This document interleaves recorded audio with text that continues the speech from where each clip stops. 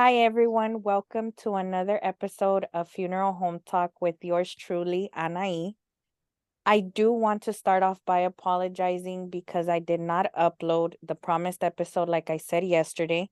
I was having 1,001 technical difficulties and ended up just going to the Dodger game for hoodie night, and I got me my hoodie. But as promised, I do have my very special friend Jesse here who is going to share with you all what he used to do, how he got into the biohazard industry, and just give you little stories of what that entails and what he's seen, what he experienced. So this is him. Jesse, if you want to introduce yourself. What's up, everybody? I'm Jesse. Used to work in the biohazard industry for 7 years. So I So, do, I mean, what exactly is the biohazard industry? What does that entail?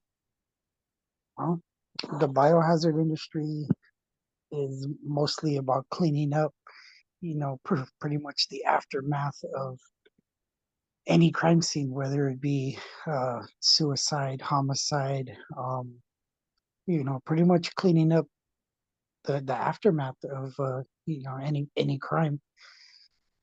That's crazy. So who calls you guys? Like, is it the cops that call you, the family? Like, how do you guys get that call?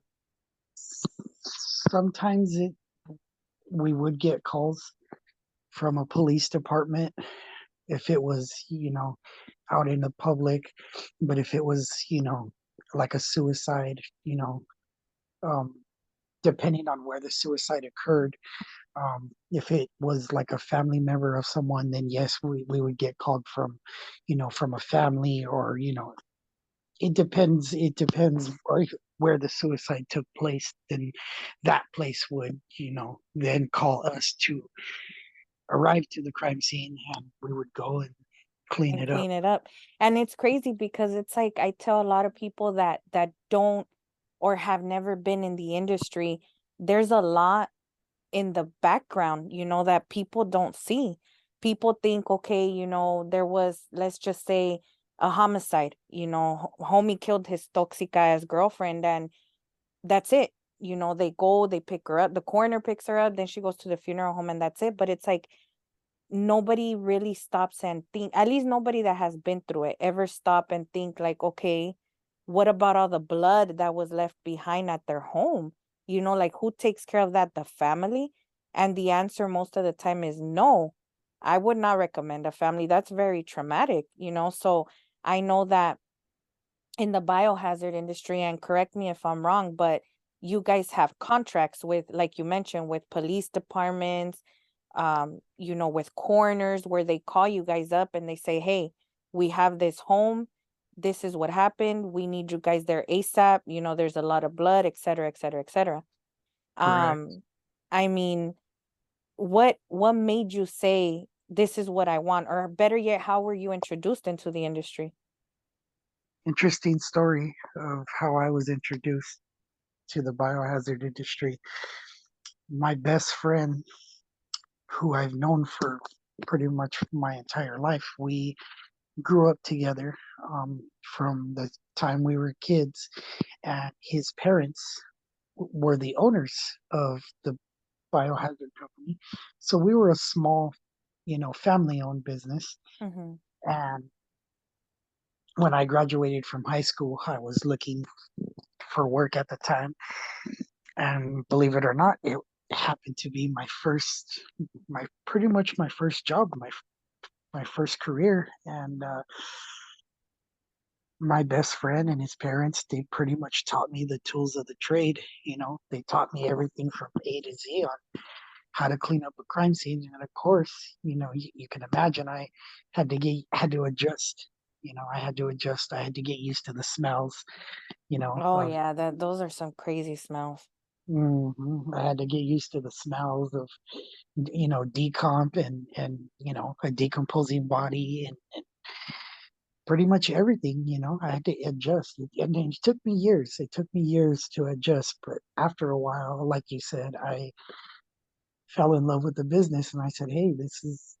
this is something that I wouldn't mind doing for quite a long time, and that's why I did it for 7 years. That's crazy. 7 years. And yeah, it's true. The body, the smell that a body gives off, especially when it's decomposing.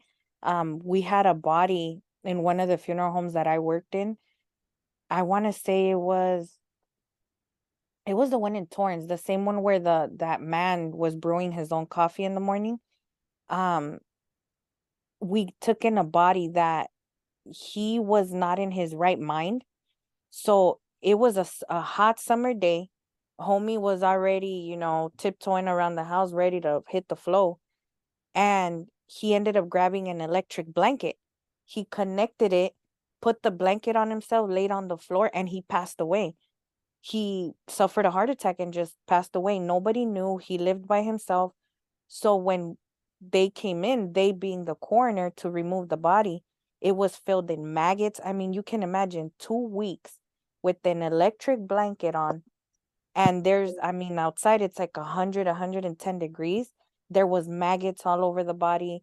I mean, there was discoloration in the body. The skin was like slipping off of the body. It was crazy. And when they brought him into the funeral home, I tell people the best way I can explain the smell of a decomposed body is if you leave chicken, literally raw chicken, outside in the heat for like 12 hours and then go smell it. Let me know how that smells. That's the best way I can compare it. It's nasty. Yeah, it's a good way to describe it, you know. So you guys, I'm assuming, would use, all kinds of crazy chemicals to get rid of the blood stains, right? And all that. Correct, correct. We would have to use professional chemicals at all times, and depending on how bad a crime scene would be, we would have to get suited up and wear the proper professional Attire. attire, professional equipment. We had special masks that we would wear, of course, for the smells. Kind of like it looks similar to a gas mask, I would say. Mm-hmm. Just to protect ourselves from the smell. But you can imagine the crime scenes that I've seen, over the years. I've seen pretty much everything from A to Z, every homicide you can imagine, every type of suicide you can imagine. And I mean, our job in the industry, it wasn't just cleaning up the mess and saying okay goodbye. No, there was a reason why, being in the biohazard industry, there was a reason why we would have to be on call 24 hours a day, 7 days a week. And that's one thing I was gonna ask you. Is it your typical 9 to 5, or was it like an on-call basis? Because I mean, let's be real. It's like I tell a lot of people when they ask me, "Hey, are you off Martin Luther King Day?" Well, no, why not? I make a joke about it because, like I said, we work in a very, very dark industry. You have to make light of the situation somehow. You can't take, the deaths that you see every day, you can't take them personal. Otherwise, I mean, you're forever going to be depressed, stressed, like you just can't take that home with you. So, obviously, as you know, people die all hours of the day. Is it the same with you guys where you would get calls literally, like you said, all hours 24/7? Correct. Yeah, there would be times where, yeah, it would be 12 midnight, 1, 2, 3, 4 in the morning, Wow. 5 in the morning, 6 in the morning. I mean, when you're on call and when you're in the biohazard industry, you have to be pretty much up and ready to go at all times. I mean, you can imagine it was very, very hectic. It messed with my sleep, as you Oh, know, yeah, I could imagine. Yeah. being, being on call. But after a while, your body gets used to, your body adjusts to the sleeping schedule, the weird sleeping schedule, as weird as it becomes. And yeah, it's a tough it's a tough industry to get into. I Yeah. won't lie.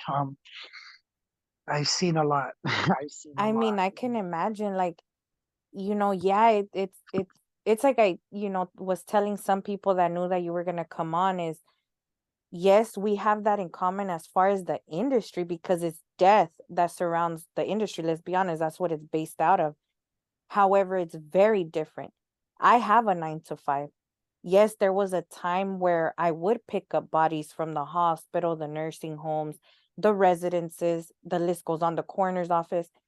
But it's very different because, except with the exception of nursing homes and residences, we can actually schedule a time to pick up these bodies. But I'm pretty sure you guys didn't have that where, oh, well, we just had a suicide at the train tracks and we need you. Can you come like at 4? Is that a good time? I'm pretty sure with you, it was like, we need you now. Correct. Correct. Yeah. And it's crazy that you bring up, because everybody knows that there are trains that go from Los Angeles to pretty much everywhere.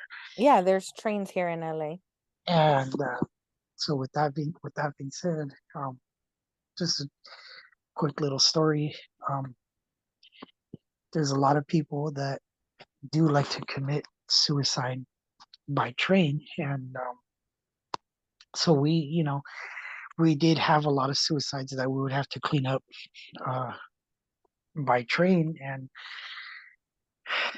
those were very, very gruesome, very, very gruesome. And we would be there pretty much all hours of the night. I mean, they would call us sometimes 2, 3, 4 o'clock in the morning. And depending on how bad it was, we would be there sometimes 12, 13 hours underneath, literally underneath the train, making sure we get every little piece of, blood matter, skull matter.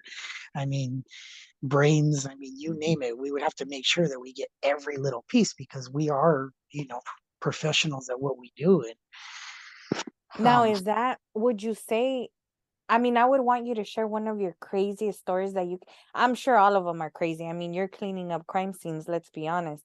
But is there one particular crime scene that just stuck with you that you were like, holy crap, like this is insane? I mean, feel free to get into the details, the gruesome details. Whoever doesn't like it, hey, log out right now. um, crazy that you say that. There's one off the top of my head that I can remember.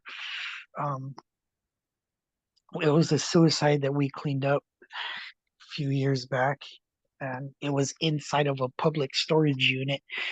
And the person happened to have a shotgun, blew his head off inside Oh, of inside of a storage unit. And those storage units, a lot of them are not that big. no, They're they're very, very, small. yeah, they're very, very small. So he, blew his head off inside the storage unit, and you can imagine there was a lot of stuff, a lot of his belongings or somebody's belongings inside of the unit. So, like I mentioned, it's not just our job to go clean up the mess. Like we would go clean up the mess, and then we would also have to take with us everything that was affected, Oh, by so the you took it with you. correct. Like this, we would have to take Oh. with us everything that had, biohazard on it, whether it was blood or, brains. Like if it was affected, with the suicide, we would take everything with us to a place to get integrated. Oh, okay, okay. Correct, because we can't just leave everything there, full of blood or brain matter. Because when somebody commits suicide, it's a mess. I mean, you can imagine it is a mess. Yeah, Um, I mean, I'm sure, especially with somebody with say a shotgun, let's just say it's a 12 gauge, it's like I can imagine. I mean, for starters, the impact of the bullet is so close to them. The pieces of skull, brain, I mean, I can just imagine splattered everywhere. But that's crazy. I never knew that you would have to take, I mean, yes, you would have to take the blood and all that, but I didn't know what was done with those items, I guess you can say, but like you said, they get burnt. yeah, we would have to take everything with us, or even if it was inside of a home. Because there's a lot of people that like to, commit suicide in a house. So the Hmm. same thing, same rules apply. depending on where they did it and whatever furniture was affected by it. Yeah, we would take it with us, and